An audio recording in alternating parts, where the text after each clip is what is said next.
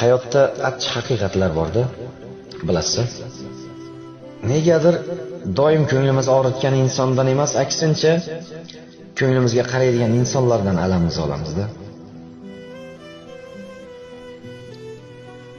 Biz sevgan insonlarga ozor beramiz, lekin sevmagan insonlarga payondoz bo'lamiz. Nega? Yaxshi ko'rgan yaqinlarimizga, kasal birodarlarimizga vaqtimiz yo'q, lekin 7 yot begona insonlar bilan oshga har doim vaqt topamiz. Oilasi nochorroq singlimizga har xil bahonalar bilan yordam bermaslikka harakat qilamiz, lekin xalqni ko'ziga qozon-qozon oshlar qilib ziyofat beramiz. Ota-onamizni haftada bir bora ko'rib kelishga fursat yo'q, lekin ammo ulfatlar bilan o'tirishga har doim vaqt topamiz. Nega?